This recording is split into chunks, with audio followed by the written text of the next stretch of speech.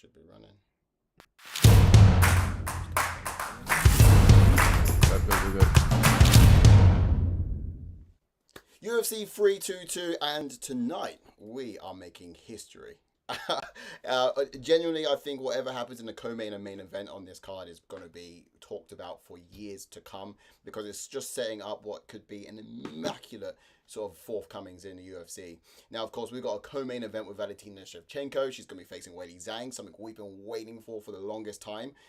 Finally, the super fight has happened after talking about it, dreaming about it, doing other things inappropriately about it. And then, of course, we even have the main event itself, which is Makhachev himself, and he's going to be up against JDM. But it does pave the way for that other super fight that's in the calendar, and we're all crossing our fingers for it, Topuria versus Makhachev. Time soon come, depending on what happens tonight. So it all hangs in the balance, which is why I'm super excited about this one. JK, what about you? How are you like holding yourself together this week? Fine, really. I mean, I think that the co-main event isn't the co-main event. I don't think is getting enough talk and enough love, in my opinion. I think it's the best women's fight since Amanda Nunes and Chris Cyborg, and that was what, 2018. So it's been like a long time coming. Both of these girls are just unstoppable in their divisions. It is a super fight for a reason. Yes, Valentina had a little slip up against Alexa Grasso a couple of years ago, 2 years ago, whatever it was. And Zhang Weili is forever evolving as well. So I would probably say that, you know, we're seeing a Valentina that's just outside of her prime. But I think she's still tough to beat. So it makes it super interesting. I think Zhang Weili's probably in her prime, I would say, at the moment. Yeah, I'm super stoked for that one. Makhachev, Della Maddalena. I'm quite surprised that a lot of people are kind of siding with Della Maddalena in this, Really? actually. They are. I mean, we put a poll out on YouTube yesterday. Majority of people have gone for Della Maddalena. Gone mad. Maybe they're thinking about size. Maybe they're thinking about how well he did against Belal Muhammad, but Islam Makhachev is a different animal. So yeah, super pumped for both fights. Stat card top to bottom. Excuse me. We've only got 4 left this year, so yeah, what a way to wrap it out as well. I feel like this probably would have made sense to be the pay-per-view card, to be fair. This one was well worth more paying for, in hindsight anyway, than Gane versus Aspinall. But the who's complaining? The UK broadcast, they knew what they were doing. Yeah, they knew what they were doing. It's a UK fighter on the cards, so make it a pay-per-view. Okay, get us paying, because we never do. Yeah, it's interesting. Good idea. But we're going to get into it. So this is all about not how to think, not what to think, sorry, but teaching you a little bit of how to think. JK and I are going to run through the fight card, the main fight card for the UFC 322. And it's going to be bottom to top, giving you the insights on each fighter as it comes up. And then we're going to show you these gauges, and these gauges are going to tell you who's going to have the better striking, grappling, power, and so on. But you'll see as we run through it. You guys aren't new to this. You know, you've been there before. You know the game. You know the deal. Alrighty, indeed. Did you have a I'll ask you after, actually, what your potential fight tonight is. But it's something I love to see, but let's talk about it first and foremost, because we're going to see my boy Beneil Dariush up now. He's going to be the first up on the card, and on the main event, of course, and that's main card, sorry, and that's versus BSD Benoît Denis. One thing I will say about Dariush, and it has to be said, you know, he's a veteran. He's got a wealth of experience, great jits, but when it comes down to durability, I just get so frustrated with him in the third round or the latter rounds when he's just giving up, or like evidently, like his despair is palpable. So my doubt is probably going to be, I reckon this fight is probably going to come down to those moments and his ability to push through in those moments. But how do you paint this story? I kind of disagree a little bit with his durability. I think in the Moicano fight, he definitely showed his durability and getting knocked down in the first round and to dig deep and come back to basically out control Moicano. It was a unanimous decision. 2 and 3. So I kind of like that he took some time out after back-to-back knockouts to just kind of reinvent himself, rejuvenate himself, and yeah, I liked the Beneil Dariush that we saw The in that Moicano fight. Moicano fight. You're You right. It know, was a good Beneil Dariush, but still, do you see that third round? He like lazily threw leg kicks and stuff. He still was fatigued.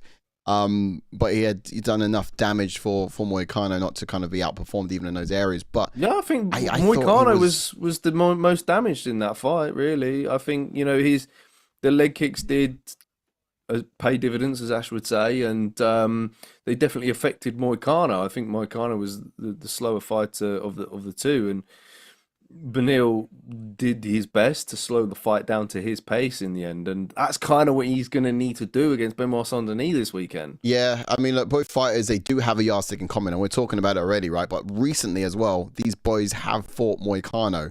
So Moicano, of course, as you mentioned, lost to Beneil Dariush, but for BSD, Moicano beat BSD, and he beat the brakes off of BSD as well. I've not seen BSD hurt that bad in a long time. And it all came from the takedowns and the ground and pounds, really. But and evidently that performance was worthy of a title shot because that's what he got after it. It was a great performance. He fought Izan Makhachev after. And I guess if you look at that fight, that's the perfect fight to look at if you want to find out how Beneil Dariush is going to perform against BSD. Because Beneil Dariush has all the same tools that Moicano has, I believe. However, is he going to be able to implement that same game plan with that much effectiveness? I don't know. And BSD, he's explosive. Is it going to upset the odds this time? Well, first of all, I think Benoît Saint-Denis has matured since his losses, his last loss. We've definitely seen that in his last two fights. Yeah. Back-to-back finishes, submissions as well. However, he's up against a grappler this time. The last two fighters that he squared off against aren't grapplers. And he was able to kind of out-grapple them, out-muscle them, and yeah, it was a great sort of kind of controlled fight for however long it lasted. He's going to find a much difficult task, I think, against Benoît Saint-Denis. It's kind of almost a bit of a make or break one for him, really. I underestimated Beneil in that Moicano fight. I thought that Moicano was going to wipe the floor with him. I was wrong with that one. And to be honest, I think we would kind of expect a typical triangle, right? An MMA triangle happen between these people where, Moicano beats Benoît Saint-Denis, but Moicano loses to Beneil Dariush, but Beneil Dariush loses to Benoît Saint-Denis. Well, it's not happening. Yeah. And guarantee to you that I'm actually going to side with Beneil Dariush this weekend. Yeah, fair. I might do the same. Let's get those gauges up and talk about it. Maybe get some chats going if there's any there as well. But yeah, if you're looking at wins by and all the others data, which is obviously quite useful to pay attention to, it's really difficult to make it to say whether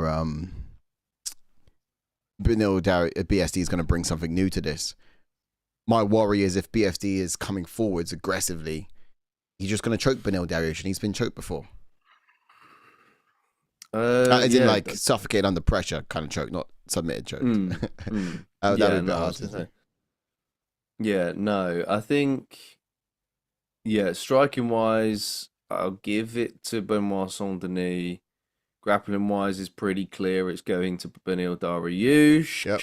I do think, Benoît Saint-Denis is pretty strong in those scenarios, but look, Beneil Dariush is wise.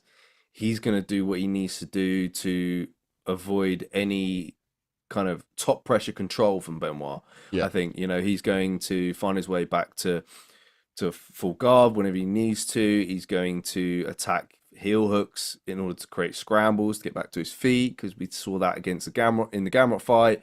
Power wise, Benoît Saint-Denis definitely gets power for me. If he wants to win this fight, I think he needs to stop Dariush on the feet. So that's where power would side with me. Speed. Speed's a difficult one. Both of them are probably just as quick as each other, but maybe I'll edge it to Saint-Denis. for that one.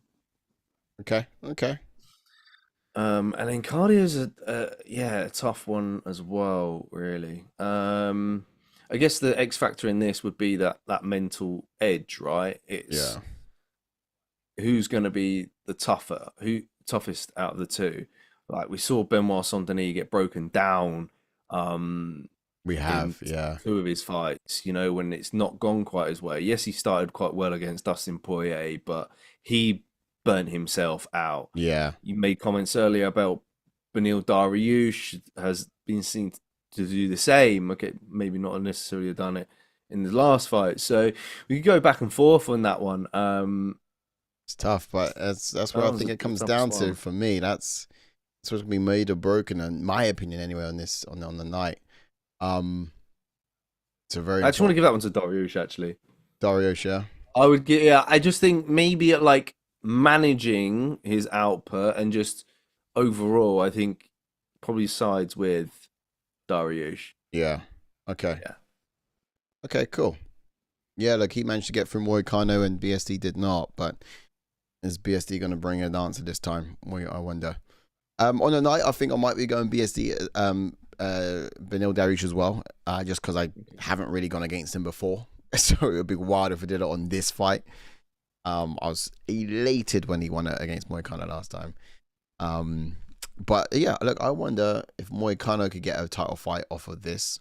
I wonder what. Nah, he had a bit of a streak though. To be fair, Moicano. No, Moicano only got a title fight just because Sarukian fell out and he was the only option on the card. That was it. Yeah, he had like a 6-fight win streak, and he beat the brakes off of BSD.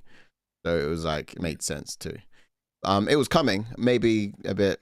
It just got forwarded a little bit faster than it would have otherwise come. But I reckon it would have been just one fight away, if not. Okay, cool. Let's get back to the fight card. Yeah, I think overall prediction wise, I can see it could be a late finish for Beneil Dariush, maybe perhaps a submission. I think that's a positive shout, a good shout. Otherwise, you could get a knockout, second round knockout for Denis. You reckon? Yeah. Yeah. Yeah, look, it's not silly. It's not silly. I think you could probably be right with that as well. Me personally, I reckon. I reckon it could, if it could be stopped by BSD's explosive within the round. I think he could punch him down. I mean, if he gets hit clean, but yeah, I feel like BSD punches harder than Moicano, especially in that first round. Yeah. Oh, absolutely. Yeah, I agree with that. Cool. Okay, next one up. We're looking down the barrel of this welterweight division. Leon Edwards versus Carlos Prates. Now, of course, 34-year-old British former champ Leon Edwards. Now he's a striking savant, if you like. He's the guy who's been going. He's standing and going the full distance of any case and just looking absolutely clean. But lately, his chat has just been about as punchy as his stand-up, if you've seen him in Media Week earlier this week, he was talking about how he's going to be bouncing back. And he vows it. He says that he's on his route to reclaiming gold. And he called Prates the hype train that's standing in his way. Do you believe it? Do you believe that Edwards is could reclaim what he once lost, or is his time gone? And is this more than just a hype train?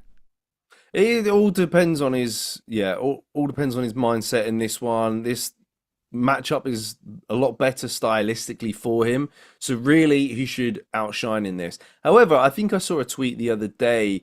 They were kind of like comparing and saying that Edwards' downfall is going to be similar to a Tyron Woodley. When Tyron Woodley lost the belt, he just kept losing after that to the next challenger and the next challenger, and his kind of mind was no longer in it anymore. Now, watching a embedded series, seeing Leon on camera, I'm like, maybe he's just still has got that self-belief in him.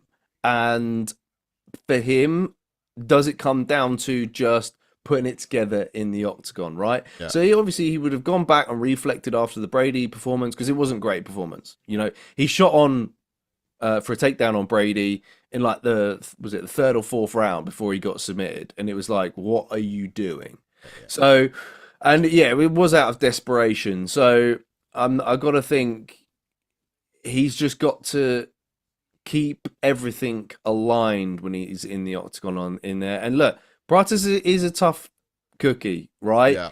He lost against Ian Machado Gary, but he was on an absolute rise before that loss.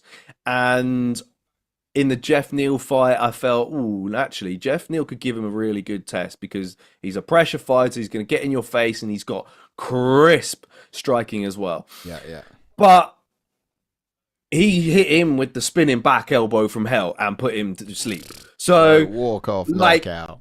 Yeah, and he still got that aura about him, clearly. So for Prates, if he gets the stoppage against Edwards, then off to the races. Look, you off to the races. He could very well get himself into title contention. Absolutely. However, talk about it this weekend, yeah. Everyone's going to talk about it. But the thing is will people be talking about how good Prates was, or are they going to talk about Leon Edwards being washed? He's done. He's not got it in him anymore, and this, that, and the other. He should quit fighting whilst he can. I've seen enough. Give him Jake Paul. That kind of thing. Exactly. And that, yeah, exactly. The list goes on and on, and that's what I can see. Jake Paul, you're up. Unless it's a competitive fight and it actually goes to the distance, and maybe Prates picks up a split decision. Then maybe you could be like, okay, then, well, it was a tough night at the office for Edwards again. Maybe we'll just have to see him against the next challenger. Right. You know, I don't know, Michael Morales, if Michael Morales was to lose against Sean Brady, for example. So, yeah, I think you can't really hand Leon many favours should he lose. It's up to him. It's make or break. He needs to go out there and put on a performance. Yeah, time is now. Mm-hmm. Okay, no, fair enough. Well said. I quite like that. I do believe it's... okay, look, it's not Jake Paul time yet. Thankfully, we got, but this weekend's going to be tell all, and that's why I think this is going to be such a historical card, because in many ways, so many different paths and are going to be written, and things that happen on this card are going to be talked about for a long time to come. I think. There's going to be tons of things to talk about. So much.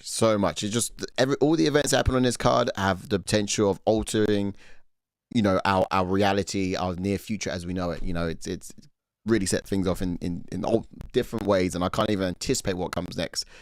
If Prates was to win this over Leon Edwards, like the whole world would be completely different to what I even expect it to be. I don't know what's going to happen tomorrow. How exciting! But yeah, look, here's something I do want to pick up on Carlos Prates. You know, of course, they're about the same height, and I think against Jeff Neal, Prates was tall. He definitely had the advantage in many ways. So I'm thinking, is it going to have how is it going to pay dividends here? They're roughly the same height, so it says on paper, but he's got that 4-inch advantage in reach, and is that going to make a difference, do you think? Because, you know, Leon Edwards is a kickboxer striker. He likes to be in that range. What if he can't be in that range with that? Well, here's the thing. You know, Prates is going to need to rely on his pressure, right? He's going to want to try and put Edwards on the back foot the whole time. However, Edwards kind of thrives in that counter-punching style. Yeah. If we're just talking about straight striking alone.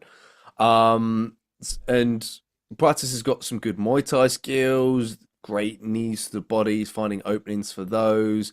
I believe, Leon Edwards is southpaw and Prates is orthodox? Am I right in saying that? Let's double check that. No, they're both southpaw, actually. Yeah, so I remember. That's interesting, because, yeah, the knee to the body is going to be a lot different. One of them switch, I'm sure. Yeah, Prates will have to kind of land like a switch knee to the body if he wants to tag Leon. You know, he's going to have to bring his back leg forward in order to throw his right knee to land the money on Edwards, or of course in the Muay Thai clinch if it was to go that way. But yeah, striking's a hell of a lot interest in this one. Yeah, it's going to be a full stand-up war. I mean, it's hilarious, right? When it comes to wrestling, it's like they cancel each other out. when it gets to striking, it just gets more bloodier. But imagine if the striking just cancelled each other out. Well, no, I think this is the caveat to this fight. Is we saw Leon Edwards secure a takedown against Kamaru Usman. He's clearly got it in his game, and that could be the deciding factor in this fight. Yeah, like surely Leon's gone and watched the Ian Machado Gary fight against Prates and noticed and picked little things that Ian did well in that fight to mix up his offense, mix in his strikes with his takedowns. Yeah. And look, Leon can do exactly the same thing. If he chooses to, that is going to be another thing, whether he's going to be maybe a little bit too egotistic in there and go, no, I'm a better striker than this guy and I'm going to go out there and prove it. I think he needs to prove that he's a better all-round mixed martial artist. And that's going to be key in this fight. Yeah, if I'm going to believe he's going to reclaim gold again, I would need to see that. Mm-hmm. Yeah, because you know, Sean Brady could be next. He's on the same card. He's up next as well. But before we get to that, let's get the gauges up, and bring in any chats that we have to talk about. But for now, striking. Who gets? Oh, that's actually harder than I thought. I just said it and realized how difficult that is. What do we do? Again, you know, two slightly different striking styles. You've got more of a kickboxing style against a Muay Thai style. Yeah. Prates, you got more calculated approach in Edwards against the pressure approach from Prates. Just put it all on you from the get-go.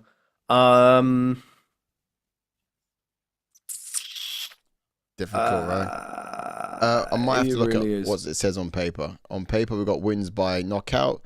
Prates, 77% of his by knockout, significant strikes. On paper, Prates lands more per minute. I think Prates, I'll put striking because he's got a reach advantage too. Especially in this fight, I think he's going to find a bit of the edge there. And it would be down to Leon Edwards to find other ways to get an optimal positioning against him. Like you mentioned about the wrestling and stuff. I think he's going to have to try different things to mix up that offense. Well, yeah, Leon's going to try and land the killer shot, right? And to do that, you know, he's constantly feinting. Yeah. Constantly, you know. So that could deter Prates from coming forward with constant output. If Edwards is able to do that and slow Prates down to his pace, Edwards can win. And he can do that on the feet if he chooses to. So yeah, striking overall is such a hard one to give. I can't. Yeah. It all depends. It is tough. Okay, well, grappling, I think we've seen enough from Edwards to have confidence that he could do that, but also the height, and looking at the numbers here as well, the height of, I think, Prates makes it a bit difficult to get to shoot for those hips anyway. Speed, though, I would like to give that to Prates.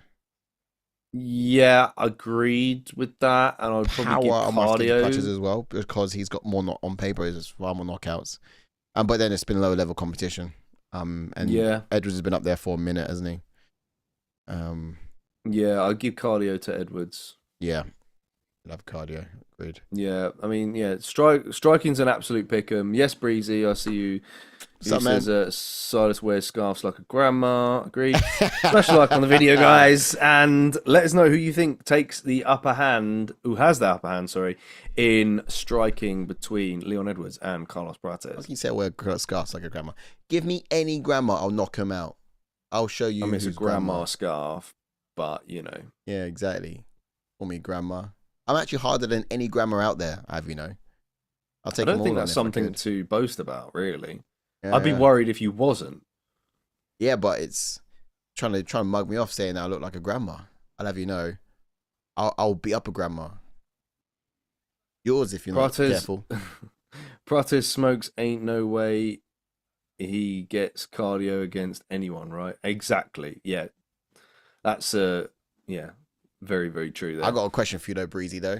And this is probably going to leave you completely, it's going to render you silent for the rest of the week. Who gets striking? He's going to side with Leon Edwards. Yeah, you got to say. I would lean towards Carlos because of his reach advantage. I think he's going to be the one doing a bit more. But that's 2-1. Leon. Both of you guys on Leon. There it is. He gets the striking. And that's how it looks for now. I mean, on the night, are you going to go Leon? The Gage just suggests so. But I think I might go Prates, I think he's... Yeah, either Leon's picking up a decision where, he just outsmarts Prates for the whole 3 rounds, or Prates seriously cracks him, puts him away, and that's it, Look, Leon Edwards is going to... he's going to be fighting Jeff Neal next. Well, yeah, I mean, that's a good fight. It's still good fight, but it's not the right direction. No, it's not, Let's get the next fight up on the cards. We are into the welterweight division. Damn, back in the welterweight division again. Plenty of welterweights in this card.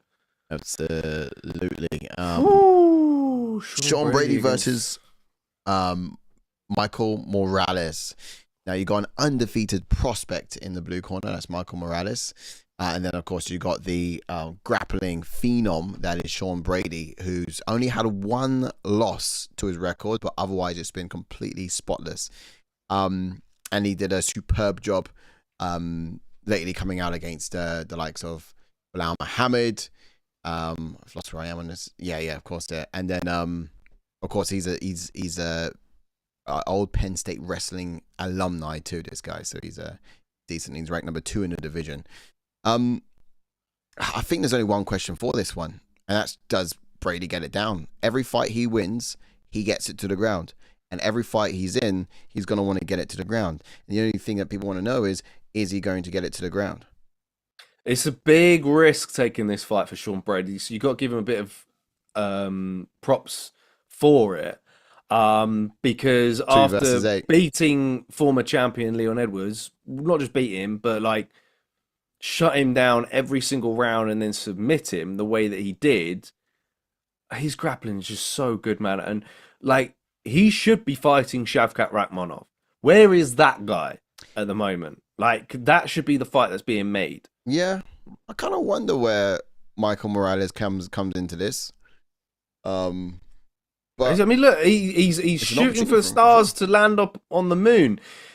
He has, however, got really good takedown defense. I think it might be 87%, is it saying down there? Have a look. But has he been properly tested by a grappler? Well, he kind of got tested 89%. Briefly against Burns. 89. Okay, so even better. Yeah, he got briefly tested against Burns.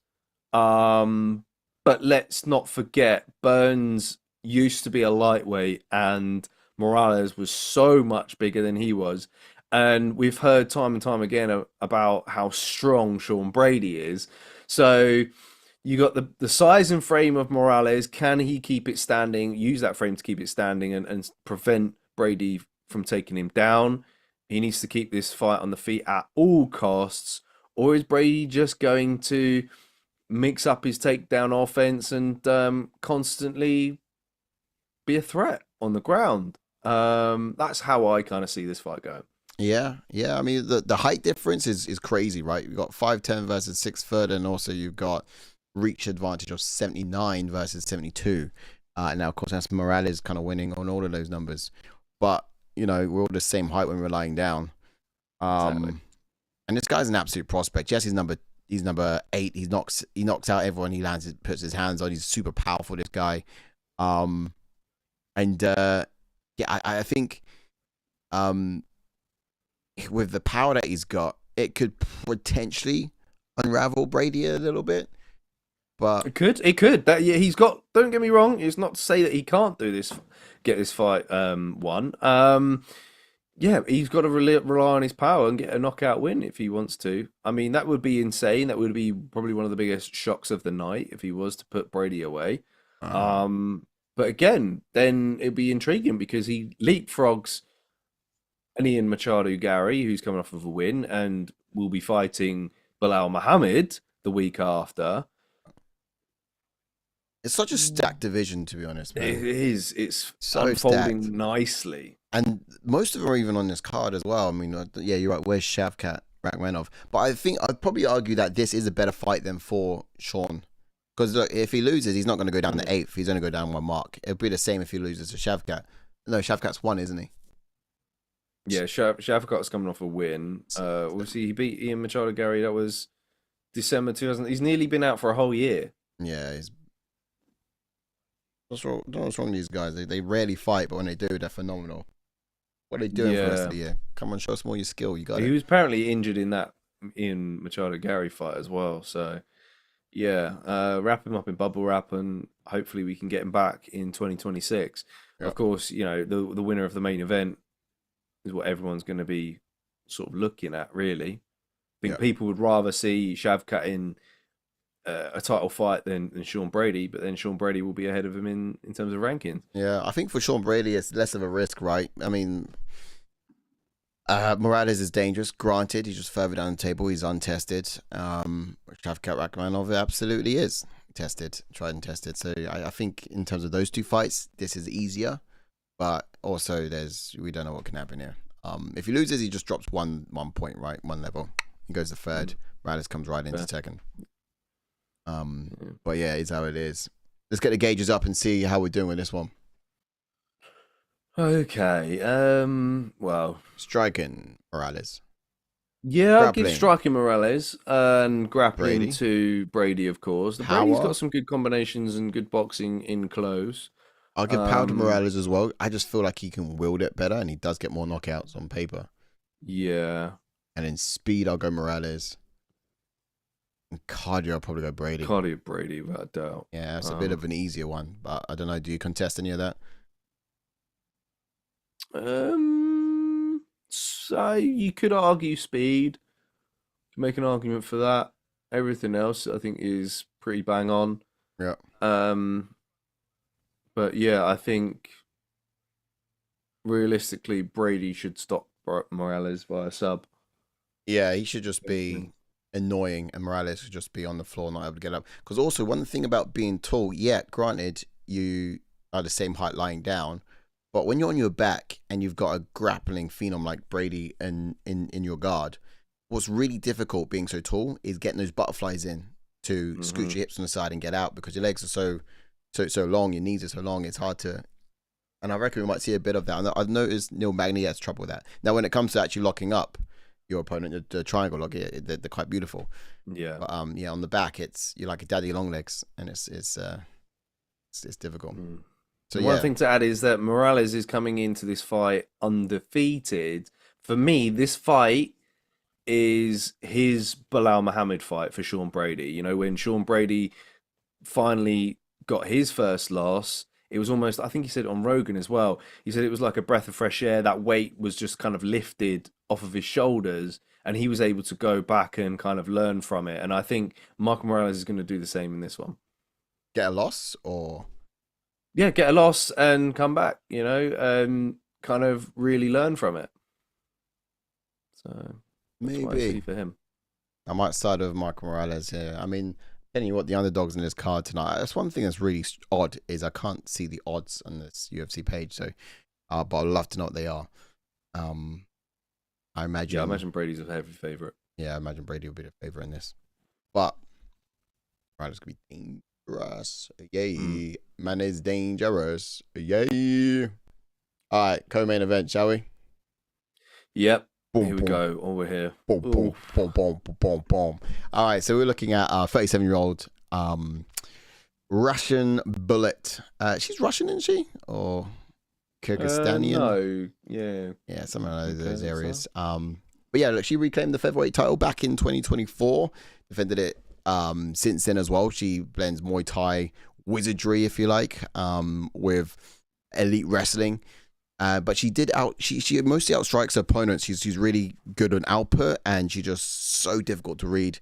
I think some of her biggest wins were, yes, for Rowe, but also, look, she clawed it back against Grasso and reminded us that she is still levels above this division, which is why we've been crying out for the longest time for someone else to step into this space and please give her a bit of a challenge. Which is why I say at this point upwards on the card, what happens here is likely just to be history. be remembered. You know, this is finally the super fight we've been waiting for. Weili Zhang, who's been dominating this strawweight division, yeah. And then versus Valentina Shevchenko, who's dominating the flyweight division for these women as well. I realize I didn't have a question in that, but my question to you is, how excited are you for this fight? How long have you been waiting for this particular fight? And what is the one of the things that you tend to find that makes this such a big and epic fight? Yeah, I've been waiting for this for a while now. I just felt that Zhang Weili is miles above her competition in the strawweight division, and almost Valentina is okay. Yeah, she slipped up against Grasso, but yeah, equally so. And it kind of made sense for this fight to finally come into fruition. Now, what's interesting is about both of their last performances is Shevchenko was able to take down a man on Furo who not many girls were able to take down. Whenever they came up against Furo, nobody could solve that puzzle. Shevchenko solved that puzzle. It should have been a tougher challenge than Grasso first time round. Yeah, agreed. It should have been for sure. And she passed that test with flying colours. Yeah. Then for Zhang Weili, she beat a Tatiana Suarez, who was also kind of undefeated, this kind of heavy style wrestler who I think most people thought was going to win that fight, including myself. I thought she was going to be champion at the end of the year. But Zhang Weili was able to flip the script on her, get reversals, and take her down. So that kind of speaks volumes for both of these women in their respective divisions. And that just adds to the hype of this fight. It's so difficult to kind of pinpoint who's going to have the upper hand in whatever area because they're both just so good. Yeah. That's agreed, and you've done my job for me. You've mentioned the notable wins that Weili Zhang has had in her respective division as well. She even said in media this week, she's like channeling her into Bruce Lee. She said she wants to be like water and just dethrone the goat and just kind of flow in there, which would be amazing to see. I'll love to see it. I'll love to see it. But how much of a disadvantage, or what disadvantages do you think she was going to be coming up against, knowing the fact that this is a whole weight class above what she fights at usually? Well, yeah, I think that in a way you would expect that to be quite a bit of a big thing, right? However, Tatiana Suarez was quite a big for the strawweight weight class, and she looked quite physically bigger than Zhang, and Zhang still beat her and manhandled her and threw her around. So,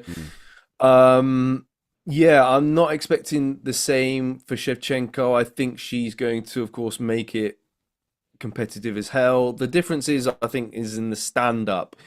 Shevchenko's going to kind of like sit back, use little movement. She's going to kind of bob up and down, and she's going to wait for you to engage first before she blitzes forwards and beats you to the punch. Okay. Zhang Weili, however, a little bit more movement on the feet. She's going to be, kind of in and out with her entries, and look to kind of land her right hand over the top. Yeah. And chaining her striking with her wrestling as well, because that's been something that she's very well rounded lately. I'd agree. And look, Shevchenko can do the same as well. So I think it's going to be super intriguing to see who has the upper hand in the wrestling area.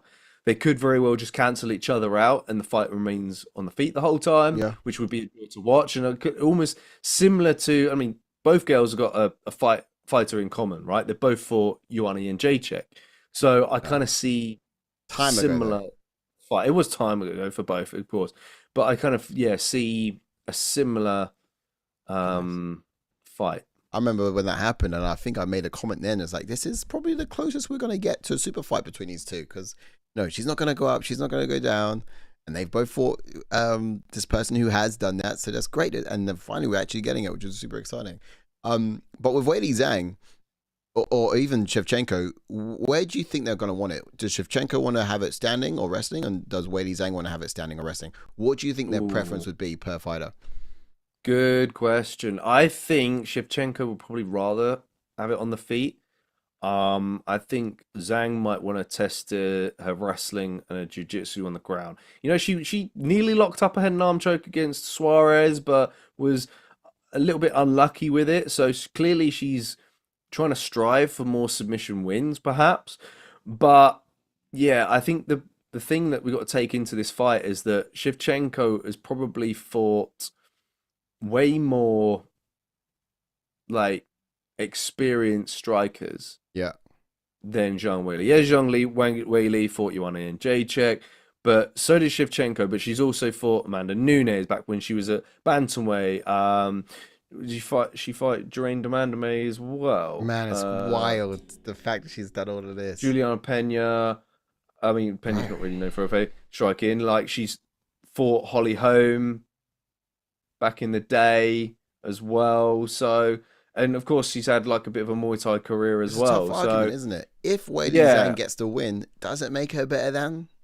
I don't know if it does. It just made her a better woman on the day, but I don't think it rubs out any of Shevchenko's legacy. I mean, no, I think it would be the excuse will of course be that she didn't fight a Shevchenko in her prime. Yeah, which is fair. But I mean, as far as primes go, Shevchenko's prime's been elongated. Like some people's prime's like a peak. Hers has been like a plateau. But what about what happens next? Because what more is there for Shevchenko to do and achieve once if she gets this win, or even if she gets this loss? Are you worried she might be hanging up the gloves anytime soon? I mean, she might as well, because there's nothing else there for her really. I'll have a little bit of a glance. You're bored of her winning. Don't get me wrong. I quite like some of the Natalia Silvers who are up and coming. Like I would like to see her get a crack at the belt next. 13 fight win streak. Just come off a win against former champion Alexa Grasso, so she's probably next in line. But for Shevchenko, it's like, I don't know, how game is she really? It's like another title fight, I guess, you know.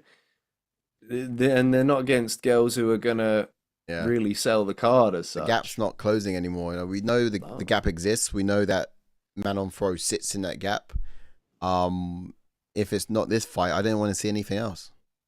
No, I mean, like, Erin Blanchfield's on the card. She's going to be fighting Tracy Cortez. Apparently, them two are running it back. But even if Erin Blanchfield wins that fight, it's like, well, we've already seen you get beat and struggle terribly. Shevchenko's just going to keep it on the feet and just piece you up for the whole fight. Close. Yeah. Let's get the gauges up on this one and see what the girl them be saying. Striking. Again, like I said, it's the counter striking ability of Shevchenko against kind of the volume of Zhang. Yeah, I'll go Shevchenko on that one, just because we also did allude to earlier that I think she's going to want that anyway. Yeah. Grappling is difficult. I think both girls have kind of improved in their wrestling. We've seen in Shevchenko's fights, she likes to get to take down, side control, work to get opponents in the crucifix where they just struggle to kind of get out of. We could see that in this fight. I'll go one apiece to these top two. I'll go grappling for Zhang just because of how well she dealt with Tatiana, I guess. Exactly. Yeah. Exactly. But then my toughest one on here is speed, to be honest with you. You'd think power should be with the girl who fights at the higher weight because it's going to be tougher to transcend from someone logically. And you'd think speed resides with the girl who's gone up from a lower weight logically. But somehow I think it's the other way around. I just feel like that's the case. No, I would give probably Zhang speed. And then Shevchenko power. Power, yeah. See, that's how logically it makes sense. It should be. But somehow I feel like with these girls, it's switched. I can see Valentina, the bullet, just being the fastest. And Zhang wanting to kind of like duck her shoulders for that overhand right and clock her as she chains the wrestle. Both pretty good. We've got Super Chat in the house. Thank you, Captain Raf. Good to see you. He says, what's up, fellas? Woo! Raf in the building. Yes, Raf. Weili's fear is Shevchenko's technical striking, which is a plus, he says. Thank you for the $5.61. Good, sir. Good to see you in the house. Raf in the building. These are the only words I want to hear every day of the week. Every day. Raf in the building. That's all I want to hear. Yes. Good man. And the roof is on fire. Big shout out to you, Yeah. bro. Thanks for the super chat. Chats aren't clearing. There we go. All right, let's go with what Logic Stens would suggest, and it looks like that. Yeah, cardio is really tough. It is. They're both very durable. Do you know what? I think we can't do it. We have to either give it to both of them or. Yeah. We've done it before. To do that now? And no other card makes sense to do it to again other than this one. No. You know? Like the title defenses that Shevchenko's had. She's probably do the same on striking as well. Yeah. Give it one apiece.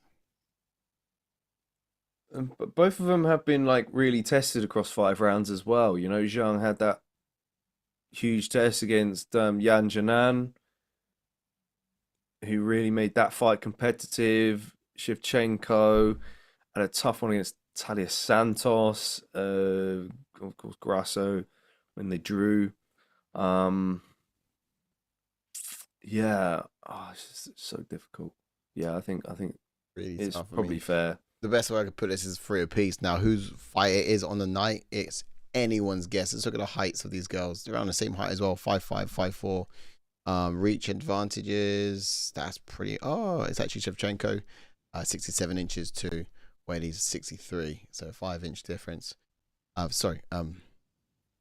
Yeah. No, 4. I had my maths gone really off. 4-inch difference. But in any case, I think it's just gonna be entertaining. This fight takes place on Saturday, and we're the biggest winners. No matter who wins. Yeah, absolutely. We are the biggest winners. Yeah. And overall, I think I'll take a draw in this fight. I'll be satisfied with that too. They'll go round for round. They're going to go round for round. I know it. Yeah. It will be Shevchenko takes round 1, Zhang takes 2, and so on and so forth. Either that or Zhang Weili just bests her because she's younger and I guess in her prime. Yeah. Well, next fight up on the card, and we've gone straight from I don't really care what happens next because this is it to what will happen next if this isn't it.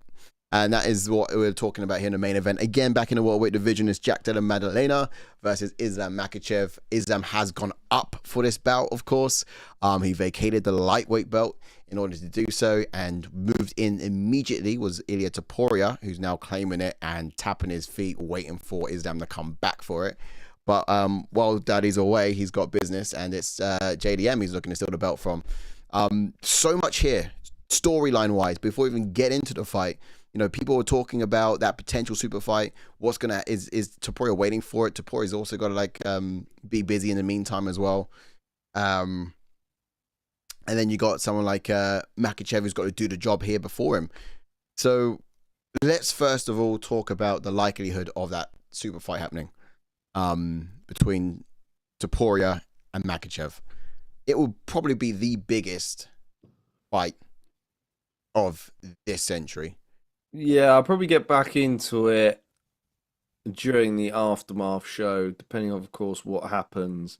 Because it's a difficult one with Islam, who's just moved up, gained a lot of muscle mass, clearly, because look at the size of him. Yeah. And then to get him to move back down again, I think is going to be quite tough. So, yeah, that's something that the UFC would have to decide, should it get that way. Jack Della Maddalena, I mean, if he wins this fight,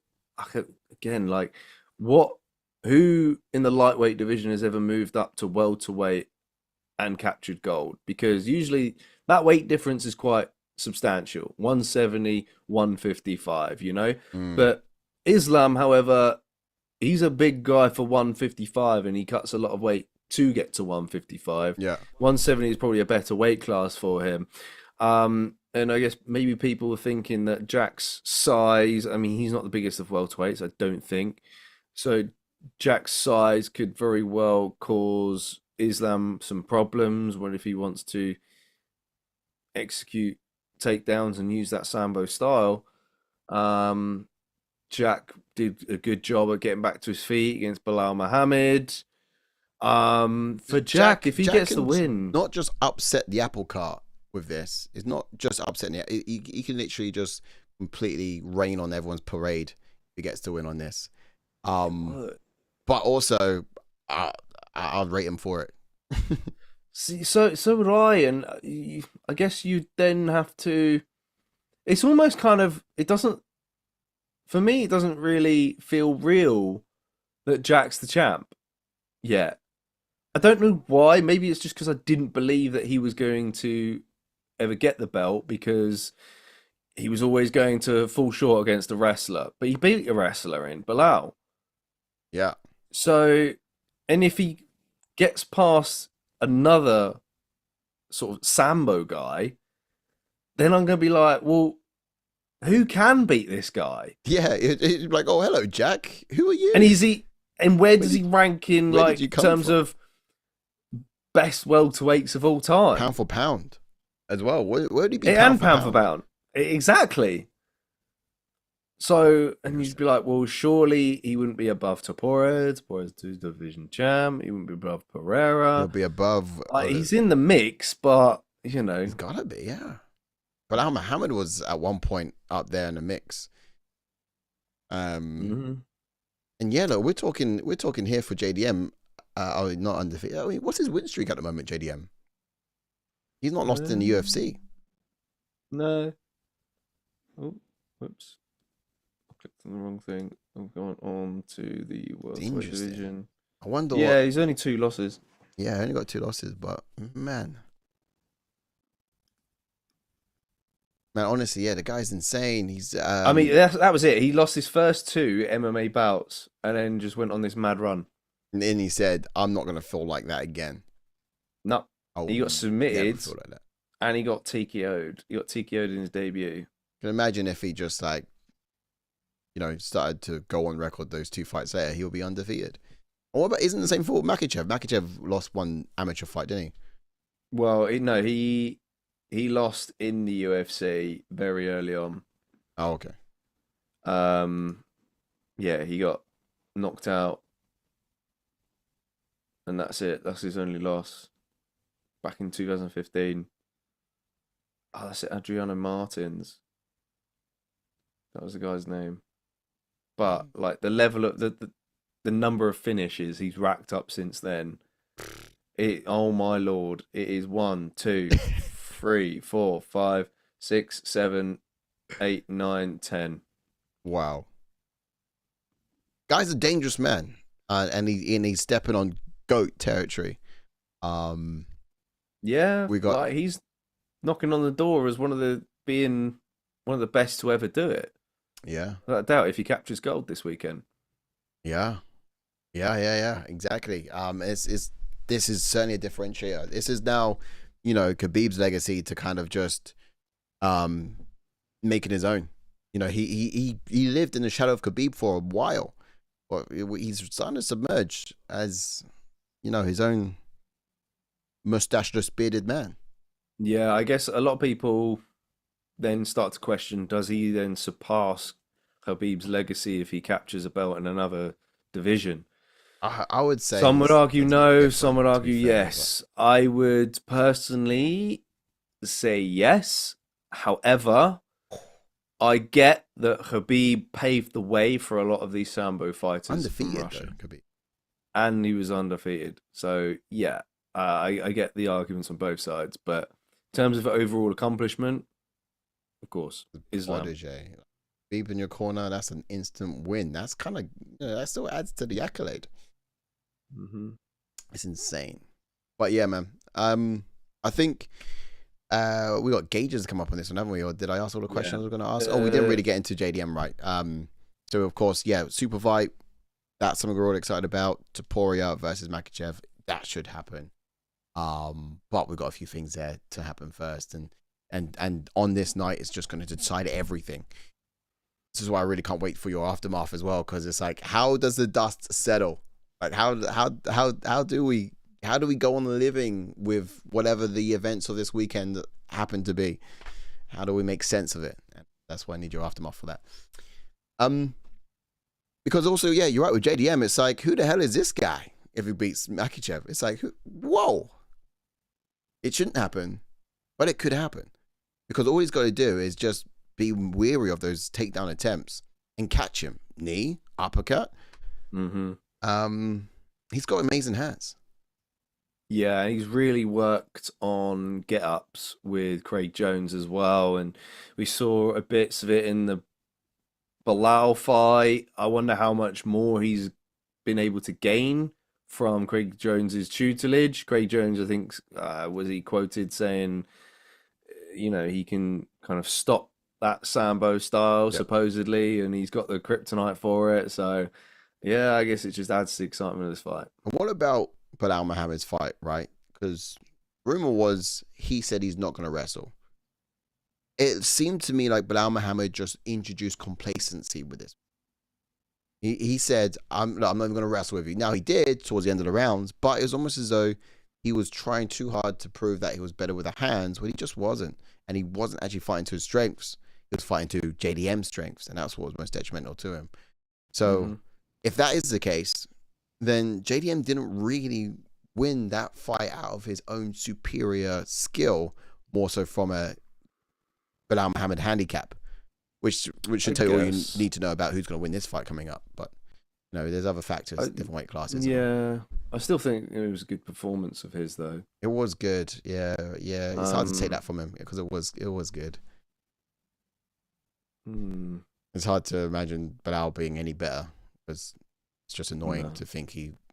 I don't want to think about him winning it. No. Anyway, let's get the gauges up and see who's thrives where. But striking, I think we've got to say JDM.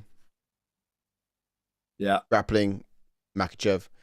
But now we get power and speed. Makhachev's very good defensive striking, but I think offensively, JDM's going to take it all day. Power wise, JDM's got more knockouts. Yeah, JDM gets power for me. But then also Islam Makhachev has got, he's got more submissions and finishes that way. Because of that, his knockouts are going to be lower. And also the time of which he's been around is a lot longer than average fight time, is a lot longer than JDM's.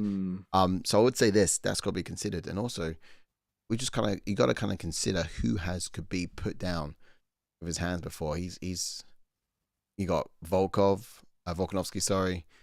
He head kicked Oz. I think he punched him down as well. I think he dropped Oliveira. He made him take a knee, didn't he? He's got underrated striking. Bobby Green I'll as give well. him that, but Bobby Green had some good striking, and so I think there's. But otherwise it's a different weight class, so it's hard to say whether that transpires. So we're going to say JDM for the power then.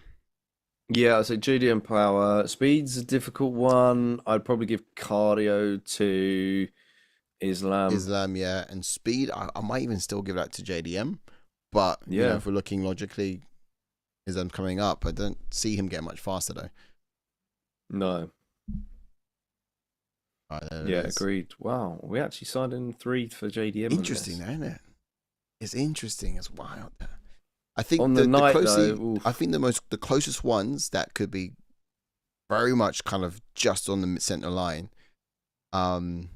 It's power. Yeah. Power. Yeah. Power could probably go either way. But the other ones, look, JDM's fast. JDM's got good striking. He's got great shot selection. But Islam's got a solid, renowned corner with strategy that could probably have an answer for it. Yeah. Overall on the night, I think I'm gonna side with. I'm gonna be rooting for JDM.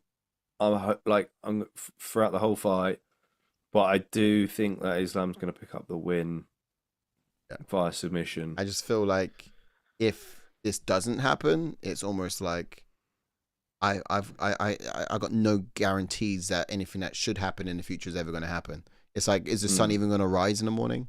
Because that's what usually happens every single day, and that's what should happen. But if JDM gets a win. It's like something that shouldn't happen just happened, and now there's so Mhm. much uncertainty in my life. Yeah, no, I agree with that. But hey, huh? Interesting. Well, that was the breakdown. I enjoyed that, man. That's it. I enjoyed that. Yeah, Fully. there we go. Fully. Well, that was great. And I hope you guys did as well.